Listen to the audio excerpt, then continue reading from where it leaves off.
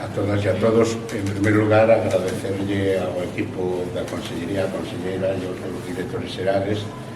o hueco que nos fixeron para poder abordar a campaña que presentamos o pasado venres. Teño que reconocer que hai unha sintonía en compartir o diagnóstico e o problema que está tendo Galicia desde sempre, de ter unhos precios inferiores ao resto do Estado, sin que haxa neste momento razóns nin de tipo económico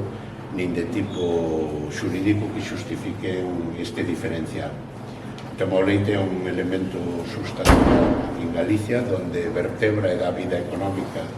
a multitud de comarcas e donde hai unha clara vocación leiteira, pese nestes últimos 10 anos, mentres que no conxunto de España en total apenas subiu 35.000 toneladas de leite, comunidades como Asturias perderon 90.000 e Galicia subiu 235.000. Por lo tanto, hai unha clara vocación gandeira, hai unha clara actitud para a produción de leite e non hai razóns de tipo económico que justifiquen, máis alá ou de mellorar as contas resultados da industria, esta baixada de precios. Se os gandeiros galegos cobráramos a leite este ano o mesmo precio que o resto, que a media de España, que estou poñendo un ano donde xa houve unha baixada de 6 céntimos nos últimos 12 meses, o verán ingresado por mesmos costes 127 millóns de euros máis, ou que é o mismo, máis de 25.000 euros por explotación cos mesmos costes. Por lo tanto, aproveitando que o próximo día 1 de abril se teñen que renovar prácticamente a totalidade dos contratos, que a lei establece que a voluntade do gandeiro teñen que ter unha duración mínima dun ano, pois estamos nun momento para pedirlle á industria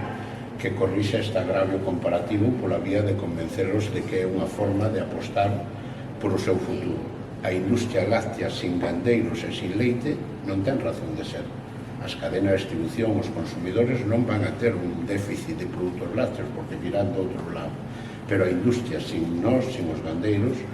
deixaría de existir. Por tanto, si na comunidade autónoma, donde maior vocación leiteira, donde está o abastecemento de leite, nun país que todos os anos ten que importar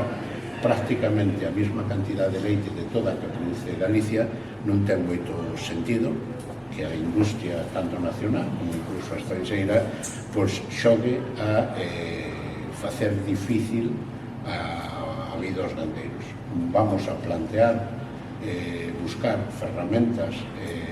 que a propio goberno galego nos axude,